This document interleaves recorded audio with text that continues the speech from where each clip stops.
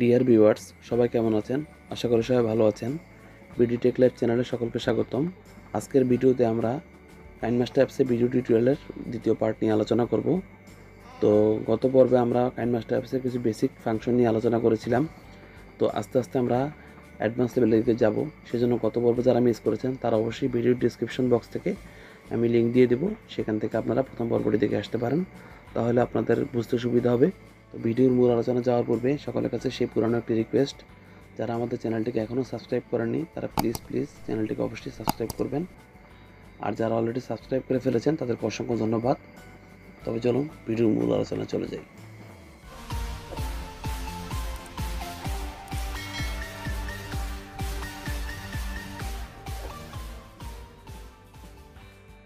তো এখন আমরা আমাদের মোবাইল থেকে কাইনমাস্টার অ্যাপসে চলে আসব।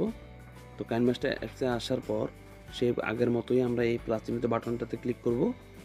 তো ক্লিক করার পর এখানে 16:9 এটাতে ক্লিক করলাম। তো ক্লিক করার পর তো আগের মতোই মিডিয়া অপশনটাতে আমরা একটা ভিডিও সিলেক্ট করব।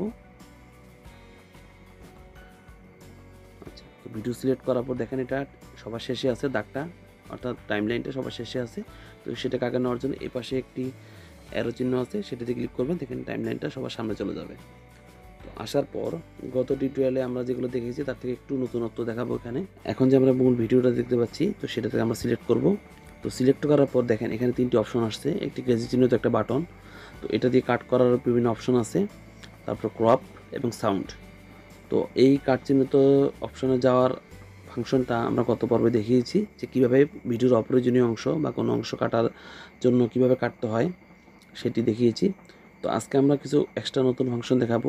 সেটি হলো এখানে দেখবেন যে কতগুলো অপশন আছে, যেমন clip, graphics, speed control, rotate. তো এই ফাংশনগুলো আজকে দেখাবো। তো দেখেন এখানে যখন আপনি এই ভিডিওটা সিলেক্ট হবে তখন এটা হলুদ কালার ধারণ করবে। তো হলুদ কালার যখন আসবে তখন দেখেন এখানে ক্লিপ গ্রাফিক্স। তো ক্লিপ গ্রাফিক্স হলো ভিডিওতে পুরো ভিডিওটাতে অ্যানিমেশন আসবে। তো অ্যানিমেশন আনার জন্য এখানে বিভিন্ন ক্লিপ গ্রাফিক্স আছে। এগুলো হলো অ্যাপসের বিল্ট ইন গ্রাফিক্স। তো এর বাইরেও আপনারা নিতে পারেন, যেমন এখানে গেট মোর ক্লিক করে আপনার নেট কানেকশনের মাধ্যমে কিছু ডাউনলোড করে নিতে পারেন। তো আমি কিছু বিল্ট ইন গ্রাফিক্স দিয়ে দেখাচ্ছি। তো এখানে পাওয়ারফুল অপশনে যাই, এখান থেকে দেখার পর অন স্টেজ এটা নিলাম, নেওয়ার পর তো একটা ক্লিক করলাম। তো দেখেন এখানে ভিডিওর মধ্যে একটা নতুন একটা অংশ আসবে, দেখেন কিছু স্টার আসতেছে। তো এগুলো হলো ক্লিপ গ্রাফিক্সের কাজ। তো এখানে আপনারা ওই অংশে গেলে আপনারা আরও অনেক ফাংশন দেখতে পারবেন। তো আমরা আবার যাচ্ছি। তো এই হলো ক্লিপ গ্রাফিক্সের কাজ। তারপর স্পিড কন্ট্রোলটা হলো আপনার ভিডিওর স্পিডটা আপনি স্লো বা হাই এটি করতে পারবেন। যদি আমরা এখানে এটিকে যত কমিয়ে দেব ভিডিওর স্পিড তত বেশি থাকবে। যেমন আমরা যদি এখন এটাকে কমিয়ে দিয়ে এটাকে 1.5x দিয়ে দিই, তাহলে দেখবেন যে অ্যানিমেশনটা খুব দ্রুত হচ্ছে, দেখেন। আর যদি এটা আমরা সিলেক্ট করি স্পিড কন্ট্রোলটা আমরা যদি একটু বাড়িয়ে দিই, তো 2x বা 3x এরকম দিতে পারি, তাহলে দেখবেন এটি অনেক স্লো মোশনে কাজ করবে। দেখেন এটা স্লো মোশনে আসতেছে। যাই হোক, তো এইটার পরে আর যদি কোনো অংশ আমরা আন্ডু করতে চাই, তাহলে দেখবেন স্ক্রিনের বাম পাশে কর্নারে একটি ছোট একটা আন্ডু বাটন আছে। তো সেটাতে ক্লিক করলে দেখবেন ভিডিওর আগের অংশ ফিরে যাবে। তারপর রোটেট এবং মিররিং, এই অপশনটি হলো যদি আমরা কোনো কিছুকে রোটেট করতে চাই, তাহলে যেমন স্ক্রিনটি যে অবস্থা আছে সেই অবস্থায় এটাতে ভিডিওটা সিলেক্ট করার পর আমরা যদি রোটেট মিররিং অপশন দিই, তাহলে এটা স্ক্রিনটা রোটেট করবে।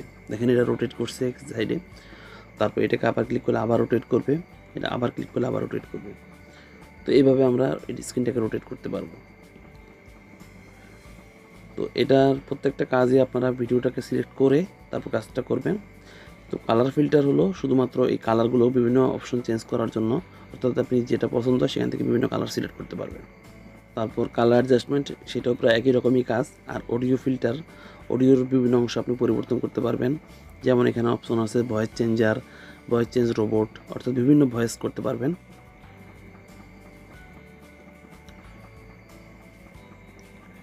তো এটা আসার পর এখানে দেখবেন যে একটা ক্রপিং অপশন।